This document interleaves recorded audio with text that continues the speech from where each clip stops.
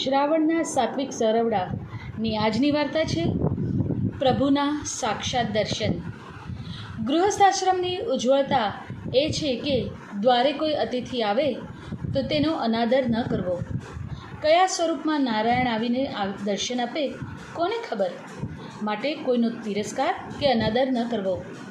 આવ નહીં આદર નહીં, નહીં ને નનમાં ને, તો તુલસીદાસજી કહે છે ત્યાં ભલે કંચનનો મેહ વરસે તો પણ ન જવું।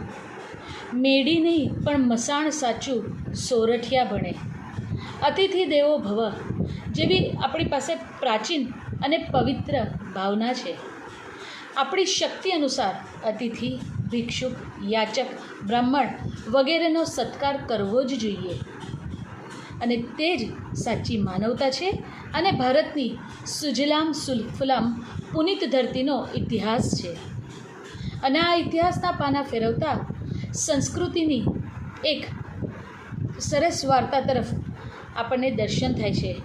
ગરીબમાં ગરીબ વ્યક્તિ પણ પોતાને ભૂખ્યા તરસ્યા રાખી અને આંગણે આવેલાને મીઠો આવકારો આપે છે।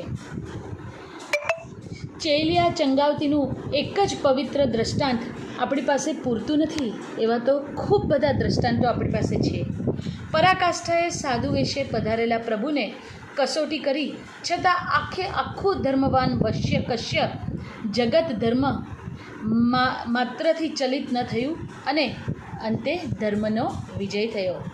અને આ જ કથાને આગળ વધારતા કાશીનગરીમાં દામોદર નામે એક કંગાળ ગરીબ બ્રાહ્મણ રહે। તેને કોઈ સંતાન ન હતું। તેની પત્ની અને તેનું કુટુંબ એટલે કે તેની પત્ની અને પોતે ભિક્ષા માંગી અને ભરણ પોષણ ચલાવતું। એનો નિત્યક્રમ કે પરમાત્માનું સ્મરણ કરતો જાય અને શહેરમાં ફરી ફરી અને ભિક્ષા લે। જે મળે તેમાંથી બંને જણા ખાય અને ખાઈ પી અને પ્રભુ ભક્તિ કરે। કોઈવાર મહેમાન આવે તો પોતે જે મેળવ્યું હોય તેમાંથી આનંદપૂર્વક મહેમાનને જમાડી દે। ભિક્ષા માંગીને ખાઈ લીધા પછી બંનેની એક જ પ્રવૃત્તિ ઈશ્વરમાં નામના સંકીર્તન, પ્રભુ ભજન અને હંમેશા પ્રભુનું સ્મરણ કરવું। ઘણી વખત ભગવાનને પણ ભક્તોની ચેષ્ટા કરવી બહુ જ ગમે। તેની પરીક્ષા કરે। પ્રભુને તો ધનવાનો તરફથી 56 ભોગ મળે તેમાં જરા પણ રસ ન હોય, પરંતુ ગરીબના ઘરનો સૂકો રોટલો ખાવાની તેમને ઘણીવાર તીવ્ર ઈચ્છા થતી હોય અને આ જ કારણે તે એકવાર દામોદરને ત્યાં ભોજન કરવું છે તે અર્થે પૃથ્વી પર આવ્યા। ભગવાન વિષ્ણુ વૃદ્ધ બ્રાહ્મણનું સ્વરૂપ લઈ પૃથ્વી પર આવ્યા, પણ કમનસીબે તે જ દિવસે દામોદરને ભિક્ષા મળી નહોતી। માત્ર એક મુઠ્ઠી તેની પાસે અનાજ હતું। પોતે બંને જણા માત્ર જળપાન કરી અને પ્રભુ ભજન ગાવામાં મશગુલ હતા। ત્યારે વૃદ્ધ બ્રાહ્મણ આવી ત્યાં ફસકાઈ પડ્યા। એકદમ દુર્બળ દેહધારી આ વૃદ્ધ આવીને ઊભા રહ્યા ત્યારે દામોદર અને તેમની પત્નીએ તેમને પ્રણામ કર્યા, તેમને અંદર લીધા અને તેમના પગ ધોઈ તેમને પવન વહેવડાવવા લાગ્યા।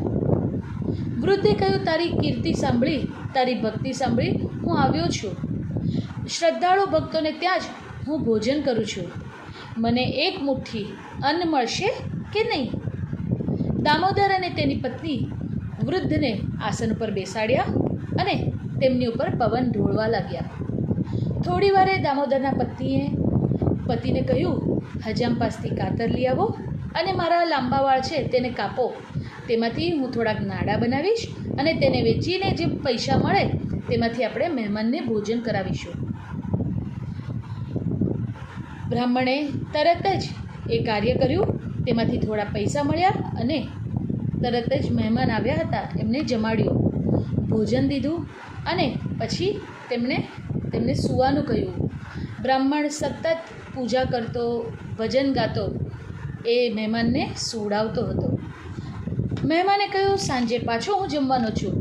એટલે દામોદરની પત્નીએ કહ્યું, કાંઈ વાંધો નહીં, મારા બચેલા વાળ છે એને પણ હું કાપી લઈશ, એની ફરીથી દોરી ગૂંથીશ, તમે વહેંચી આવજો અને આપણે ભોજન મહેમાનને કરાવશું।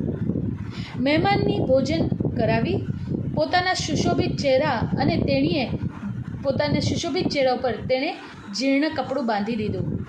ભગવાન તો આરામ કરવા લાગ્યા અને દામોદર તેમને પવન ઢોળવા લાગ્યો. પ્રભુ નિંદ્રાધીન થઈ ગયા. દામોદરને પોતાની પત્નીનો આ ભવ્ય ત્યાગ, પતિવ્રત જોઈ આંખમાં અશ્રુ વહેવા લાગ્યા. બીજે દિવસે શહેરમાં જઈ ભિક્ષા માંગશું અને બ્રાહ્મણ દેવને ભોજન કરાવીશું. આપણે તો ઉપવાસ કરી શકશું એટલે એમ વિચારી બંને જણા સૂઈ ગયા. પ્રભુ તો જાગતા જ હતા. પ્રભુના નેત્ર અરવિંદમાંથી કરુણાની ધારા વહેવા લાગી.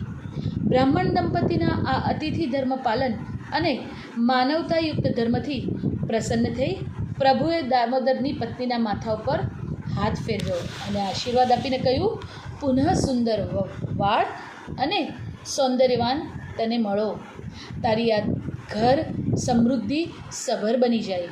તમે બંને સુખમય જીવન વ્યતીત કરો અને અંતે મારા વૈકુંઠમાં આવો. કહી પરમાત્મા અંતર્ધ્યાન થઈ ગયા. સવારે દામોદર અને તેના પત્નીએ આ ચમત્કાર જોયો. દામોદરે ત્યાં તો પત્નીને કહ્યું, આપણે ત્યાં સાક્ષાત પરમાત્મા પધાર્યા હતા.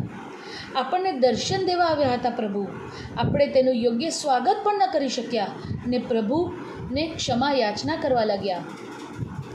પછી તો તેણે આપેલી સંપત્તિનો ઉપયોગ ગરીબ, ગૌમાતા, બ્રાહ્મણો, યજ્ઞ વગેરે કર્મકાંડમાં તેમણે આજીવન કર્યો અને છેવટે બંને પરમધામ તરફ સધાવ્યા. હર હર મહાદેવ.